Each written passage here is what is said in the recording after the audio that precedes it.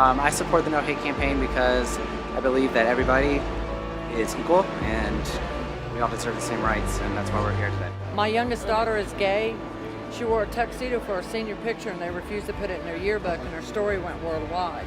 And I believe in the group for Stop the Silence of Gay Bullying and Proposition 8, and I'm just a big fan. I got the tattoo, and a big fan because of what they represent and support, and it's in honor of my daughter because she's an awesome person. 30 years, same guy. We're getting married September 2nd finally. Thank you, Washington State. And these guys were being on the forefront. If it would have been for them, we probably wouldn't have got California back. Yo apoyo esta campaña de no al odio, porque todos somos iguales, somos un solo mundo, somos unos seres humanos, somos todos iguales y amamos de igual manera a todo el mundo, y por qué no apoyar a lo que es bueno.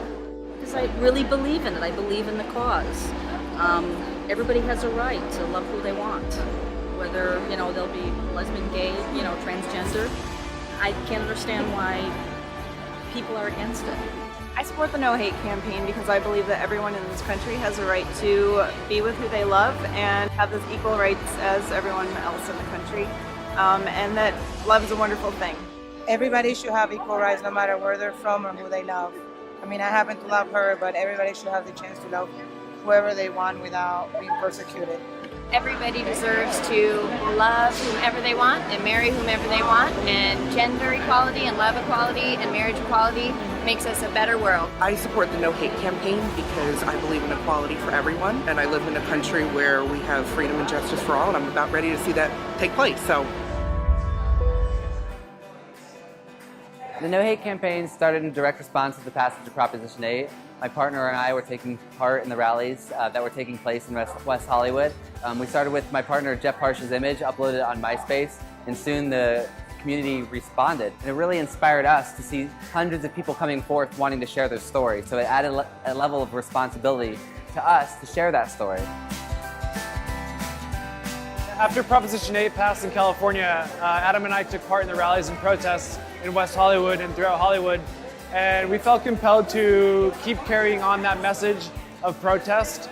So with Adam being a photographer, we decided that the best way to do this would be through a profile photo for our social media. So that's what we did, and we created the No Hate photo at our house in our living room in West Hollywood. And we used the tape to symbolize our voices being silenced by legislation like Proposition 8, when the majority has the right to vote on the rights of a minority. And we used the No Hate on the cheek as the protest side. When Proposition 8 was passed, we didn't necessarily, I guess we took it for granted to some respect, and along the process we've learned the power of our voice, and through that we've learned that we're all privileged and we need to make the most of that ability.